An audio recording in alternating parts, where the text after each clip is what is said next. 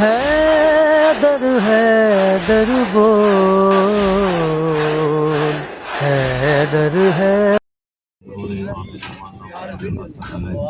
والسلام بسم اللہ الرحمن الرحیم اللہم صل ولیک الحجۃ ابن الحسن علیہ السلام صلواتک علیہ وعلی آبائہ فی هذه الساعة وفی کل ساعة ولیا وحافظا وقائدا وناصرا ودلیلا وعیدا حتی تسکنہ ارضک طوعا وتتبعہ فیہا سبیلا رب محمد وآل محمد صلی علی محمد وآل محمد وعجل فرج آل محمد وآلک دوبہم من الجن والانس من الاولین والآخرین اما بعد بسم اللہ الرحمن الرحیم انما یرید اللہ لیذہب عنکم الرجس اہل البیت ویطہرکم تطہیرا صلوات اللہم صلی علی محمد سامعین گرامی، احباب ذی وقار، شیعہ سنی صاحبان، دین دو طریقوں سے ہم تک پہنچا ہے۔ میں تھوڑے ٹائم میں چاہنا زیادہ گلاں تک پہنچا، اگر تسی توجہ فرماؤ بسم اللہ تساں میرے نال سفر کرنا ہے تو میں زیادہ گلاں تواڈے تک دین دو طریقوں دین دو طریقوں سے ہم تک پہنچا ہے۔ ایک سلسلہ معصومین علیہ السلام کا ہے جسے ہم فالو کرتے ہیں، جسے ہم مانتے ہیں، جس کی ہم پیروی کرتے ہیں۔ دوسرا سلسلہ غیر معصوم کا ہے جس پر ہمارے سوا پوری دنیا عمل پیرا ہے۔ وہ کہتے ہیں کچھ لوگ تھے جنہوں نے رسول سے سنا، اس کے بعد کچھ آئے انہوں نے ان سے سنا، سنتے سناتے چلتے چلاتے یہاں تک پہنچے۔ واہ واہ ہم کہتے ہیں دین لینا ہے تو صرف معصوم سے لو، جس کے متعلق پیغمبر کو بھی حکم ہے کہ یا ایھا الرسول بلغ ما انزل الیک من ربک فإن لم تفعل فما بلغت رسالتہ، کہ میرا رسول پیغام پہنچا، اگر نہ پہنچایا تو میری رسالت کا کوئی کام ہی نہیں کیا۔ واہ واہ واہ واہ، کیا بات! یعنی اتنا اہم پیغام، اتنی اہم تبلیغ، پھر اللہ کہہ رہا ہے واللہ یعصمک من الناس، اللہ تجھے دشمنوں کے شر سے بچائے، واللہ لا یہدی الکافرین، اللہ کافروں کو ہدایت نہیں کرتا۔ وجہ ہے جتنی بھی ایمرجنسی ہو جائے، کمزور سے کمزور حکومت بھی ایمرجنسی ایکسیپٹ۔ مثلا ہمارے ملک میں سیلاب آئے ہوئے ہیں، حکومت نہیں مانی، ایکسیپٹ نہیں کرتی۔ اللہ جیسا علی کل شیء قدیر کہہ رہا ہے، ہنگامی حالات ہیں، واللہ یعصمک من الناس، تو تبلیغ کر جس کا تجھے آرڈر ہے۔ اب تبلیغ کیا ہے؟ تبلیغ یہ نہیں کہ بندہ بستر کندھے پہ رکھے، شہر شہر جا کے کہے اللہ کی باتیں کرو۔ پیغمبر کو جس تبلیغ کا حکم ہوا ہے وہ تبلیغ ولایت علی ہے، سب سے اہم ولایت علی کی تبلیغ ہے۔ واللہ یعصمک من الناس، اللہ تجھے دشمنوں کے شر سے۔ اور یہ آیت اللہ اس وقت بھیج رہا ہے جب پیغمبر کے ساتھ پاک و پاکیزہ لشکر ہے، جس میں ہر ایک کو 3 ستارے لگے ہوئے ہیں، 3 سٹار۔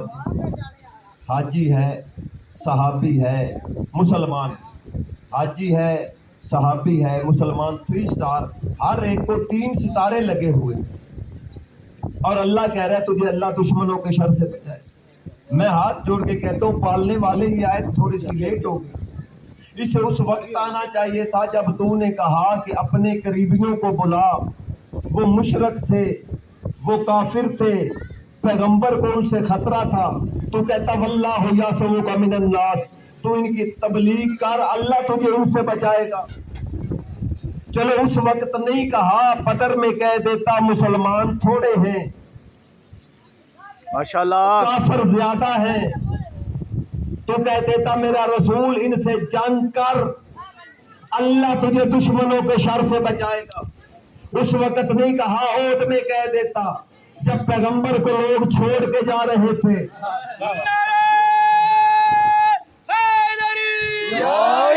بادشاہ کہہ دیتا واللہ یعصمک من الناس، اللہ تجھے دشمنوں سے بچائے گا۔ کہ اس وقت کہہ رہا ہے جب پیغمبر کے ساتھ پاک و پاکیزہ لشکر ہے جس میں ہر ایک کو 3 ستارے لگے ہوئے ہیں۔ آوازیں تو ادھر زبان بند کر، تو نہیں جانتا اعلان ہے ولایت علی کا، اور ولایت علی کو جب بھی خطرہ ہوتا ہے یا حاجی سے ہوتا ہے یا منافق سے۔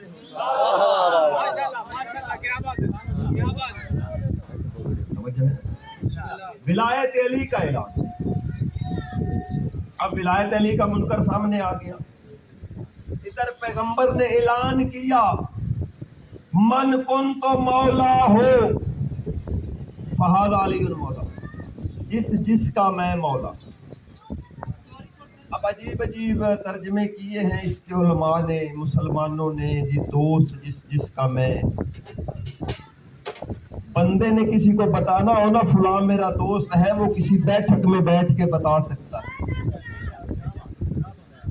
پیغمبر نے اگر یہی مسلمانوں کو بتانا تھا جس کا میں دوست ہوں اس کا علی دوست ہے تو مسجد نبوی میں نماز کے بعد بتا دیتے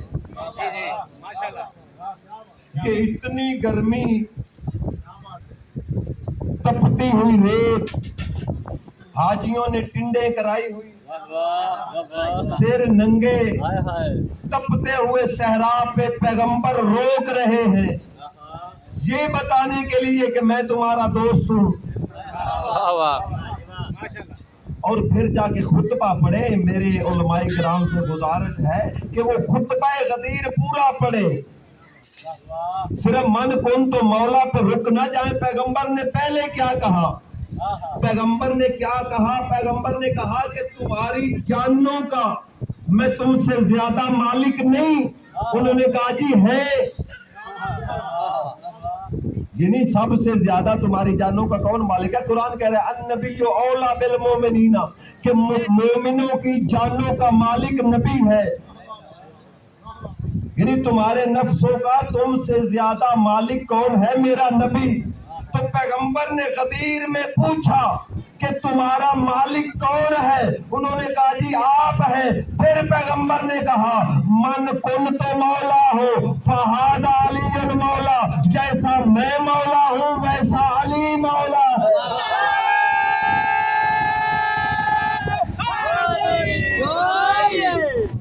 جیسا میں مولا ویسا علی مولا، فہذا یہ علی اشارہ ہے، فہذا اشارہ ہے کہ یہ کوئی اور نہ سمجھ لیں۔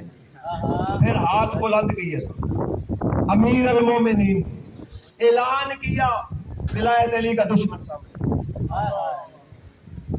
حارث بن نعمان فاطمی، اس نے کہا اپنی مرضی سے بنایا ہے یا اللہ کی مرضی سے؟ پیغمبر نے کہا میں تو اللہ کی مرضی کے بغیر اپنے لبوں کو حرکت ہی نہیں دیتا، مجھے اللہ نے حکم دیا ہے۔ کہنے لگا اگر اللہ نے کہا ہے تو اپنے اللہ سے کہے مجھ پہ عذاب نازل کر۔ سالہ سائل پہ عذاب واقع، قبلہ سائل نے عذاب مانگا، اس پہ واقع ہو گیا، یہ اس کی شرارت تھی، حارث بن نعمان فاطمی کی شرارت تھی۔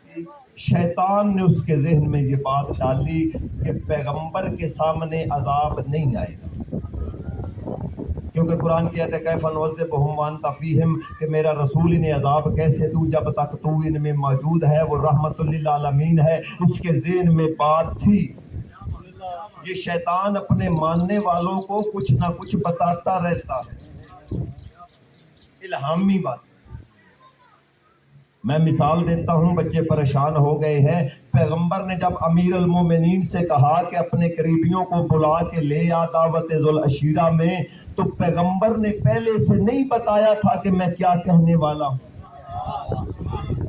بڑا خفیہ پیغام تھا، سیکرٹ قسم کا میسج تھا۔ پہلے سے کوئی لکھوا کے فوٹو سٹیٹ کروا کے کوئی پینا فلیکس دیواروں پہ نہیں لگی تھی کہ پیغمبر کیا کہنے والے ہیں۔ یہ مشرک اور کافر آئے، کھانا کھایا، پیغمبر تقریر کے لیے اٹھے، یہ اٹھ کے چلے گئے۔ انہیں کس نے بتا دیا پیغمبر کیا کہنے والے ہیں؟ दूसरे दिन फिर आए, खाना खाया, पैगंबर तकरीर के लिए उठे, ये फिर उठ के चले गए। ये मुशरिकों की आदत है, खाना खाने रोज आ जाते हैं।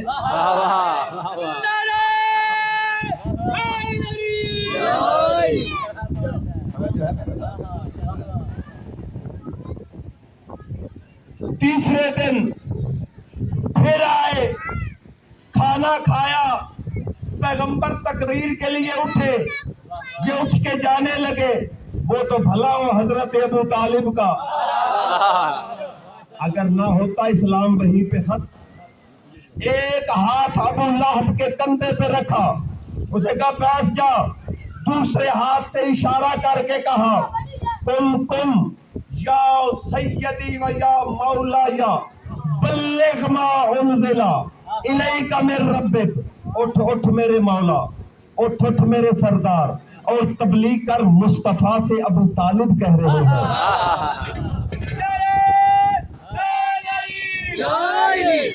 उठ उठ मेरे मौला, उठ उठ मेरे सरदार, और तबलीग कर।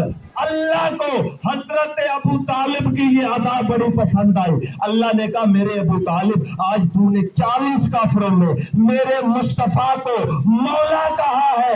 हल जज़ाउल एहसान इल्लल एहसान, एहसान का बदला एहसान होता है। मैं इसी रसूल से 1.25 लाख हाजियों में तेरे बेटे अली को मौला ना बनवाऊं, मेरा नाम अल्लाह नहीं है।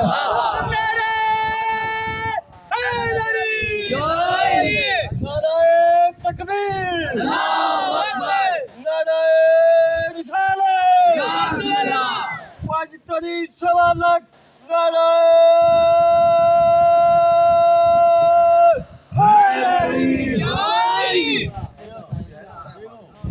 तो ये सामने आ गया हारिस बिन नौमान फारी, अल्लाह इस पे लानत करे।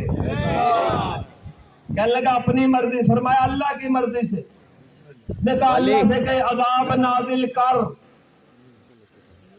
इधर इसने अजाब मांगा, उधर आसमान से कंकर आया, इसके सर में लगा, ये जमीन में धंस गया। मैं बड़ा हैरान हुआ कि तू अला कुल्ले शैइन कदीर है, तू हर चीज की कुदरत रखता है। ये हारिस बिन नौमान फारी को पत्थर का अजाब क्यों दे रहा है? नहीं गौर फरमाई आप, अला कुल्ले शैइन कदीर है, आसमान से आग बरसती इसको खत्म कर दे, कोई चमकती हुई तलवार आती इसका सर कलम कर दे। पालने वाले ये पत्थर का अजाब। फरमाया पिछला जमाना याद करो, अलम तरा कैफा फ़अल रब्बुका बिअस्हाबिल फील, कुछ लोगों ने काबा पे हमला किया था, मैंने उनको भी कंकर का अजाब दिया था। मैं जमाने को बताना चाहता हूँ कि जो अजाब दुश्मन काबा का है वही मौलूद काबा का है।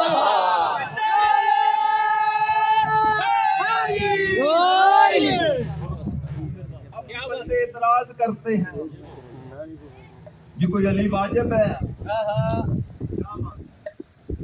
अली कोई वाजिब है। मैं उनसे सवाल करता हूं कि अगर आप वाजिब को छोड़ दें तो अज़ाब के मुस्तहिक है या नहीं? मसलन फजर की 4 रकत नमाज है, 2 मुस्तहब है सुन्नतें और 2 फर्ज। अगर आप टाइम की किल्लत की वजह से सुनते नहीं पढ़ते, उसकी सजा है? बोलो। अगर आपने सुन्नतें नहीं पढ़ी सजा नहीं, अगर आपने पढ़ ली तो सवाब में इजाफा हो। अगर आपने 2 रकत वाजिब नहीं पढ़े फिर सजा है। यानी मालूम हुआ वाजिब को जब छोड़ा जाता है अल्लाह अजाब देता है। अब जो लोग कहते हैं ना कि अली वाजिब नहीं, मैं उनसे कहता हूँ गदीर में देखो, अगर अली वाजिब ना होता हारिस पे अजाब ना आता।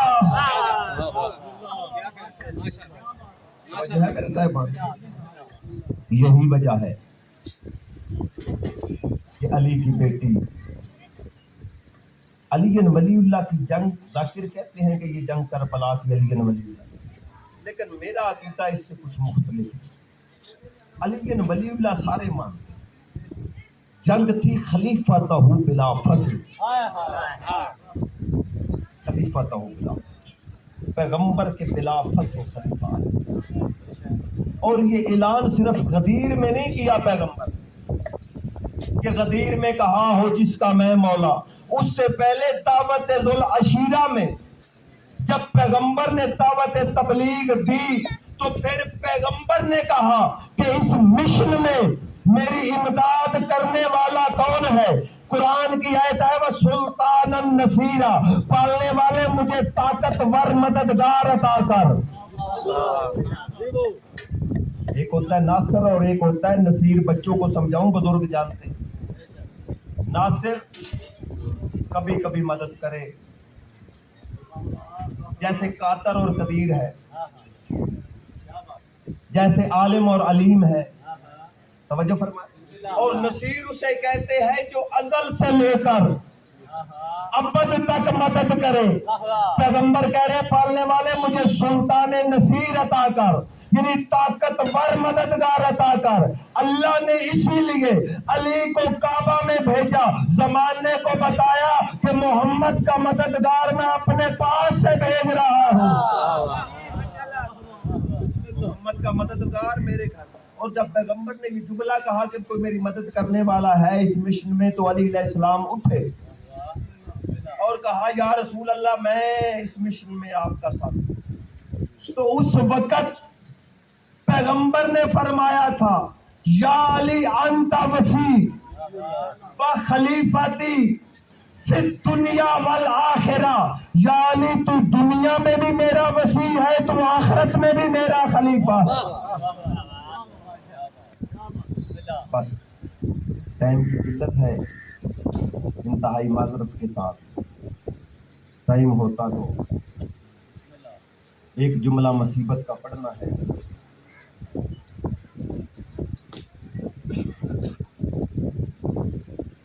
دو محرم کو جب سید الشہداء کربلا میں آئے ہیں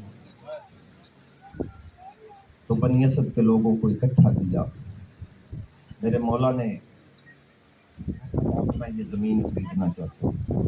انہوں نے کہا آپ فرزند زہرا ہیں، ہم ایسے ہی لیتے ہیں. مولا نے فرمایا نہیں، میں اس کی رقم ادا کرتا ہوں. کتنی رقم لوگے؟ انہوں نے کہا 20,000 دے دو. امام فرمایا میں 60 دیتا ہوں.